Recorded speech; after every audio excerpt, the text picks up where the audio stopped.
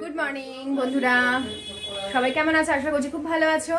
আজকে হচ্ছে ওয়েডনেসডে আর সকাল থেকে আমি আমার ব্লগটা স্টার্ট করছি। তোমরা তো দেখেই নিয়েছো যে আমি দেখেই নিয়েছো এতে টাইটেলে যে কি আজকে আমি তোমাদের সঙ্গে শেয়ার করব। তো সকালবেলা আমার সমস্ত কাজ হয়ে গেছে, স্নান ধান সবকিছু হয়ে গেছে, পুজোও হয়ে গেছে। আমার ঠাকুরকে দর্শন করিয়ে দিই তোমাদের, তোমরাও একটু আমার বাবাকে দর্শন করে নাও, আমার ঠাকুরকে একটু দর্শন করে নাও। ঠাকুরের পুজো দেওয়া হয়ে গেছে। তো আয়ুষ্মান সবে ক্লাস করে উঠেছে, সবকিছু ছড়ানো। ওর স্কুল থাকলে আমার খুব লেট হয়ে যায়, কারণ সামনে বসে থাকতে হয় ম্যাক্সিমাম টাইমটাই, কাজ করতে করতে আবার সামনে এসে বসে থাকি। সবকিছু কানে অনেক সময় নেটওয়ার্কের প্রবলেম আসে, তো মানে অসুবিধা হয়ে যায়, তাই জন্য ওর কাছে অনেক সময় বসে থাকতে হয়, ছোট তো। আর তাহলে চলো আগে রেডি করে নি। আমি ডাল বসিয়ে দিয়েছি, আমি মুসুর ডাল দিয়ে আজকে করছি। সাম্বারটা দেখাবো আর ইডলি দেখাবো তোমাদেরকে। তোমরা তো দেখেই নিয়েছো ছবিতে যে কি হচ্ছে না হচ্ছে। এই তুই চশমা পরিস নি বাবা, চশমা পর। তো চলো আগে আমি সবজিগুলো কেটে নিই। তো আমি বসে গেছি সবজিগুলোকে কাটতে। পেঁপে নিয়েছি, কুমড়ো নিয়েছি, যা যা সবজি আমার কাছে ছিল।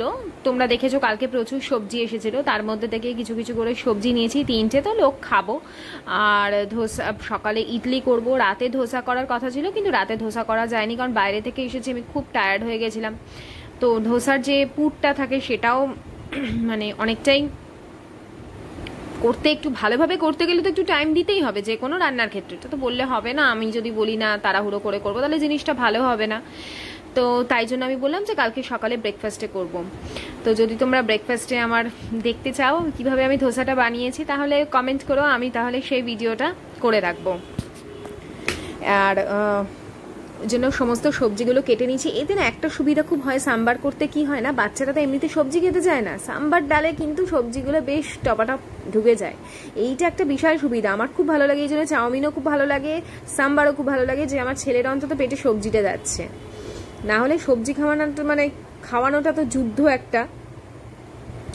আর এইদিকে আমি মুসুর ডালে করেছি আজকে, আর সবজিগুলো কেটে গুছিয়ে রেখে দিয়েছি। এবার আমি রান্না স্টার্ট করব। তো তোমাদের কালকে দেখিয়েছিলাম না, আমি রাতে ওভারনাইট ব্যাটারটা বানিয়ে রেখেছিলাম। আমি এখনো বের করে দেখিনি ওটা আদৌ ফার্মেন্ট হয়েছে কি না, হয়ে যাওয়ার তো কথা। আর শীতকাল পড়ে গেলে ওটা ফার্মেন্ট হতে একটু টাইম নেয়। তোমাদের দেখাই একেবারে, আমিও দেখি কতটা ফার্মেন্ট হয়েছে। ঠিক আছে, তো এই দেখো একদম ফার্মেন্ট হয়ে গেছে। আর এইগুলো আমি অল্প অল্প মেথি দিয়েছিলাম, আমার ভালো লাগে মেথির টেস্ট। আর মেথিটা দিলে না, মেথিটা দিলে কি হয়, ভালো গ্যাসটা তাড়াতাড়ি ওঠে। ঠিক আছে, তো তোমাদেরকে দেখিয়ে দিলাম। এবার এইটার মধ্যে আমি জল মেশাবো, যতটা লাগবে নেব, বাকিটা আমি রেখে দেবো, বিকেলে ধোসা বানাবো। এই ব্যাটার দিয়ে বানাবো, খালি একটু পাতলা করে নিতে হবে। তো আমি প্রেসার প্যানে নিয়ে নিয়েছি, এটা প্রেসার কুকার প্লাস প্যান। ওকে, তো প্রেসার প্যানে আমি নিয়ে নিয়েছি সাদা তেল, তার মধ্যে দিয়ে দিচ্ছি তড়কা হিসেবে দিচ্ছি মাস্টার্ড সিডস, মানে সর্ষে, গোটা সর্ষে। গোটা সর্ষে দিলাম। সাউথ ইন্ডিয়ান খাবারে সর্ষে আর কারি পাতা না হলে মানে হয় না, সর্ষে আর কারি পাতা মাস্ট। তো সর্ষেও দিয়ে দিলাম আর কারি পাতাও দিয়ে দিলাম। এটা একটু সাবধানে করতে হবে, কারণ সর্ষেও যেরকম ছেটে, কারি পাতা আরো সাংঘাতিক ছেটে, বিশেষ করে যদি টাটকা কারি পাতা হয়। তো হয়ে গেছে। হওয়ার পর আমি পেঁয়াজটা দিয়ে দেবো।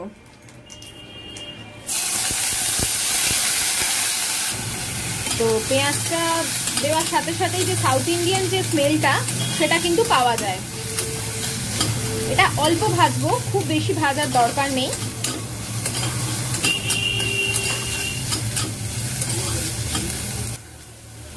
এরপর আমি এর মধ্যে অ্যাড করব যে ভেজিটেবলসগুলো আমি কেটে রেখেছি, সেগুলো অ্যাড করব। আমার কাছে সজনে ডাঁটাটা নেই, সজনে ডাঁটাটা কিন্তু দেওয়াটা খুব মানে ভালো। আর সজনে ডাঁটা দিলে একদম মানে প্রপার সাউথ ইন্ডিয়ান একদম যে খাবারটা লাগে সেরকমই, না হলে টেস্টের কোনো হেরফের হবে না। যেরকম বাইরের সাম্বার আমরা খাই একদম সেম সেরকমই হবে। এর মধ্যে আমি নুনটা দেব, পরিমাণ মতো আমি নুন দিয়ে দিলাম।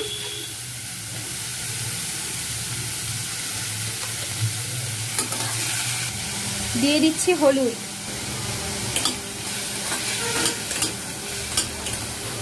হলুদ দিয়ে একটু ভালো করে নুনটা যাতে পুরোটা মেশে সেইভাবে আমি একটু নাড়িয়ে নেব। এই স্টেজে আমি দেব এভারেস্টের সাম্বার মশলা। আমি তোমাদের প্যাকেটটাও দেখিয়ে দিচ্ছি।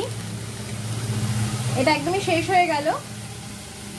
এই যে এভারেস্টের সাম্বার মশলা, এই মশলার ফ্লেভারটাই সব থেকে ভালো লাগে।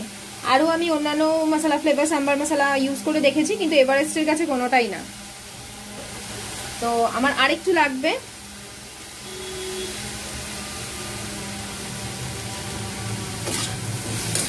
দিয়ে এবার ভালো করে আমি নাড়িয়ে নেব। মশলাটা হালকা ভাজতে হবে, কারণ এটা রোস্টেড মশলা তো, খুব বেশি না ভাজলেও চলে। যতক্ষণ না গন্ধটা খুব ডার্ক ভাবে আসছে, সারা ঘরে ছড়িয়ে পড়ছে, ততক্ষণ আমি এটা অল্প সামান্য ভেজে নেব। তো মোটামুটি ভাজা আমার হয়ে গেল। এবার আমি দিয়ে দেবো ডালটা। ডালটা আমি সেদ্ধ করে রেখেছি। আজকে মুসুর ডাল দিয়ে করলাম, আমি তুর ডাল দিয়েও করি। তুর ডাল যেটা বলে, তুর ডাল বাংলায় বলে, বাংলায় অড়হর ডাল বলে, অড়হর ডাল বলে। তো ওটা দিয়েও খুব ভালো লাগে, অড়হর ডাল দিয়ে। তো দেখো সাম্বারটা কিন্তু দারুণ দেখতে হয়ে গেছে। এরপর আমি এটাকে ঠিক 2 থেকে 3টে সিটি দিয়ে দেবো, যার প্রেসারে যেরকম সিটিতে সেদ্ধ হয় সেরকম। আমি আরেকটু জলে কনসিস্টেন্সিটা বাড়াচ্ছি, আমি আরেকটু কনসিস্টেন্সিটা বাড়ালাম। আপনারা আপনাদের যতটা প্রয়োজন সেই অনুযায়ী অ্যাডজাস্ট করবেন, যে যতটা লিকুইড বা ঘন খেতে চান। আমার সাম্বারটা একটু কেন জানি না পাতলা ভালো লাগে। আর এরপরে যখন সমস্ত কিছু দেওয়া হয়ে গেল, আমি এবার দিয়ে দেবো তেঁতুলটা। আমি তেঁতুলটা হালকা ভিজিয়ে রেখেছিলাম, দিয়ে দেবো। দিয়ে এটা যতক্ষণ না ফুটছে একদম, ততক্ষণ কিন্তু আমি প্রেসারের লিডটা লাগাবো না। যখন এটা ভালো করে ফুটতে থাকবে, তারপর আমি প্রেসারের লিডটা লাগাবো। আর সাথে কিন্তু নুন মিষ্টি অবশ্যই অ্যাডজাস্ট করে নেবেন। চিনি দিতে পারেন, অনেকে গুড় দিতে পারেন, আমি চিনি দিয়েছি। তো আপনারা চিনি দেবেন বা গুড়ও দিতে পারেন। তো এটা কিন্তু ভালো করে একদম ফুটে গেছে, আর আমি নুন মিষ্টিটাও চেক করে নিয়েছি, একদম ভালো করে ফুটে গেছে। এবার আমি লিডটা লাগিয়ে দেবো।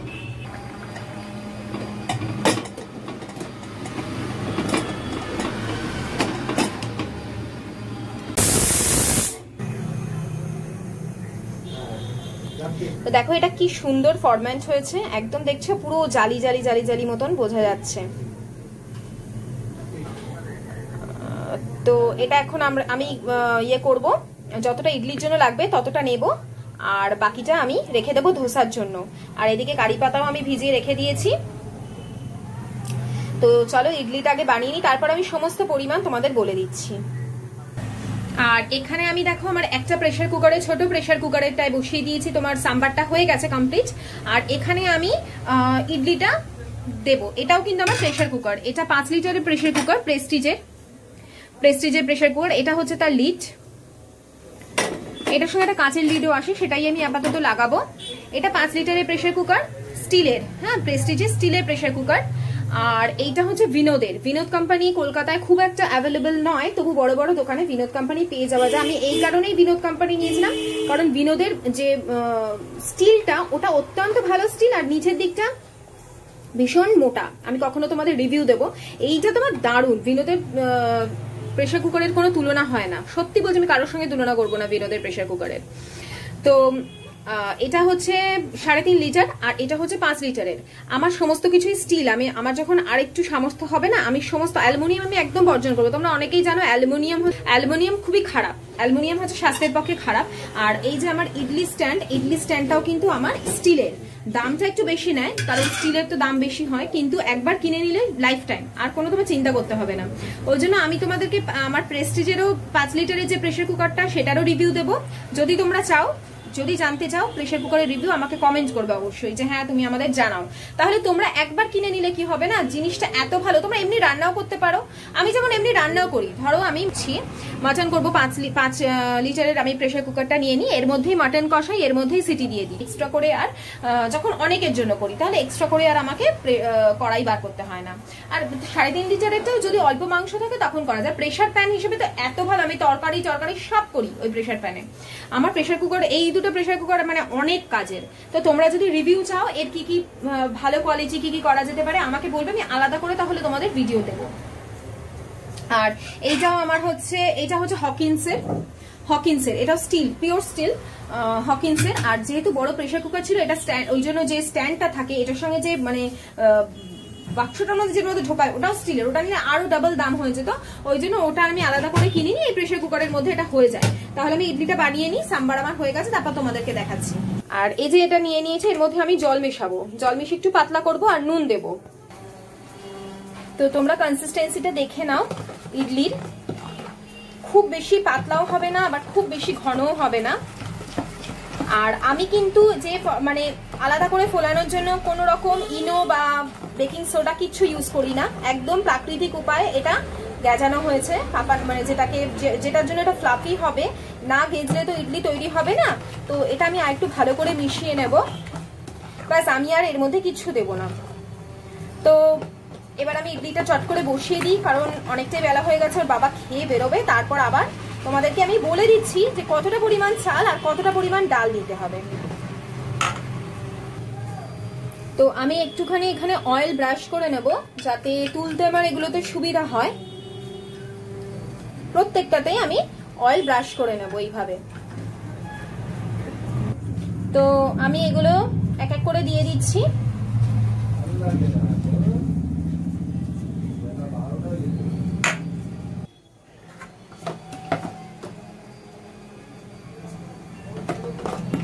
আমার একদম পরিমাণ মতন 12টারই মানে ব্যাটারটা একদমই পরিমাণ মতন নিয়েছি, তাহলে এক্সট্রা আমার লাগবেও না আর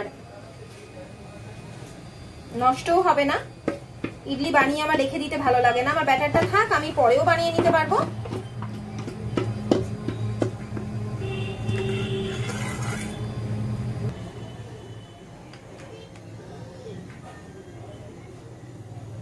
তো এবার এটা আমি ওই প্রেসার কুকারে বসাচ্ছি।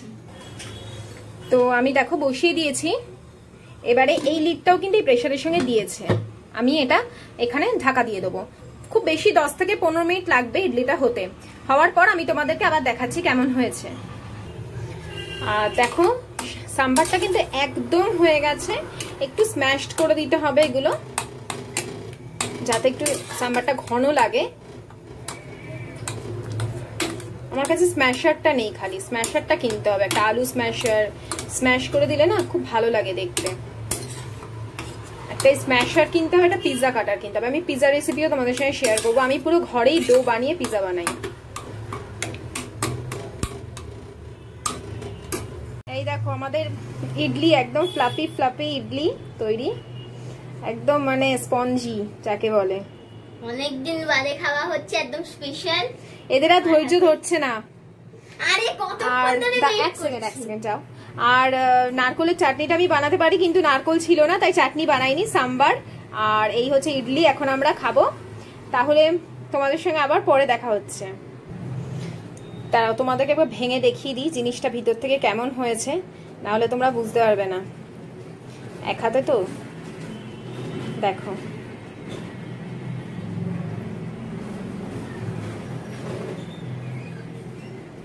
একদম ভিতরে দেখেছো জালি জালি পুরো হয়েছে, যেরকম দোকানে হয় একদম জালি জালি। আমি কিন্তু না ইনো দিয়েছি না খাবার সোডা দিয়েছি, কিচ্ছু দিইনি। তো এই হলো ব্যাপার। এবার আমরা করে নিই মানে খাবারটা খেয়ে নিই, তারপর আবার তোমাদের সঙ্গে কথা বলবো।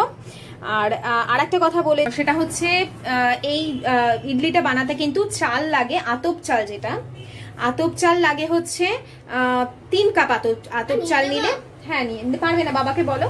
3 কাপ আতপ চাল লাগলে 2 কাপ লাগবে তোমার বিউলির ডাল, ঠিক আছে? এইটা হচ্ছে রেশিও। সরি 3 কাপ আতপ চাল লাগলে 1 কাপ লাগবে বিউলির চাল, এটা হচ্ছে রেশিও।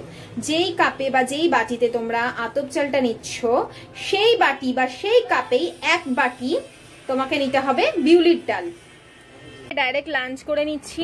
লাঞ্চ তোমাদের আর দেখাইনি, কারণ তাহলে ভিডিও অনেক বড় হয়ে যাবে। এই উচ্ছে, কুমড়ো, আলু সব একসঙ্গে ভাতে মেখেছি, সর্ষের তেল, কাঁচা লঙ্কা দিয়ে ডিমের কারি করেছি। আর কালকের যে পালং শাক করেছিলাম, ওই পালং শাক অল্প একটু তরকারি আছে, ওটাও আজকে ইউজ হয়ে যাবে, তাহলে আর একটা পদ হয়েও গেল। আর ভাত অ্যাজ ইউজুয়াল, তো ভাত তো থাকবেই। তো এই হলো আজকের আমার লাঞ্চ মেনু। তাহলে লাঞ্চ করে নিই, কারণ তারপর আবার একটু বেমার যাব, হচ্ছে ডাক্তারের কাছে যাব। আমার নিজেরই ওষুধ শেষ হয়ে গেছে, সেই জন্যই ডাক্তারের কাছে যাব। তারপরে একটু টুকিটাকি কিছু ঘরের কেনারও আছে, মানে যেগুলো শেষ হয়ে যায় সেগুলো নেব। তো সেগুলো তোমাদের সঙ্গে শেয়ার করব। ডাক্তারের কাছে যাচ্ছি, ডাক্তারের কাছে যাই আগে, দেরি হয়ে গেছে। ওর বাবা এমনি দেরি করে এসেছে। ধরো তালাটা দাও। ঘরের অবস্থা খুব খারাপ, এসে কাজ করতে হবে অনেক। मेरी हेल्प करूंगा थोड़ा सा। হ্যাঁ, তুমি আর হেল্প করে আমার मेरी हेल्प वाली वो सब तो दिखाता ही नहीं है माँ। जब मैं हेल्प करने की कोशिश करता हूँ, ये मत करो, माने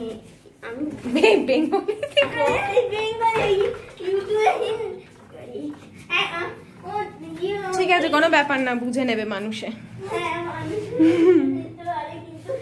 তো চলো চলো বেরোই। ঠিক আছে, তাহলে তোমাদের সঙ্গে পরে কথা বলছি। সারাদিনের আপডেটগুলো তোমাদেরকে দিয়ে দিলাম, যে কী করছি না করছি। আর কুর্তিটা পরেছি, কেমন লাগছে বলো? কুর্তিটা রোজ ইউজ করে। এই কুর্তি আমি এক কুর্তি রোজ পরি? মানে কি কথাবার্তা, আমার অল্প কটাই কুর্তি আছে তাই।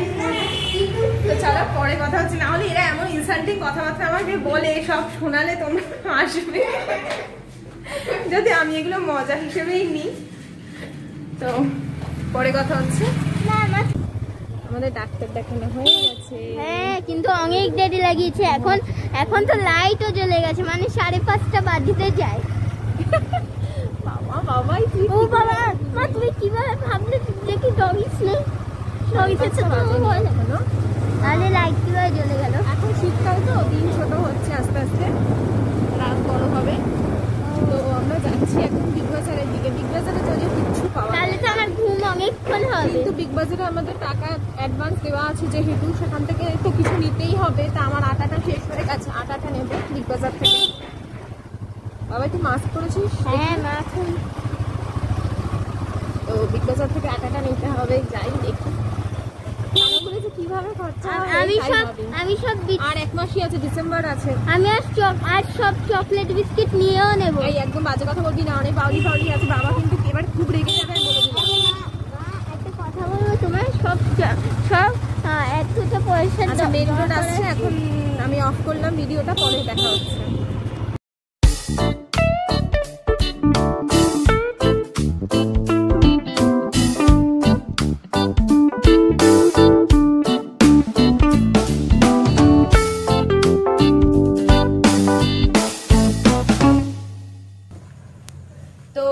এবার শেষ করব, তাই ভাবলাম এন্ড করে দিয়ে এবার তোমাদের সঙ্গে কথা বলে একবার।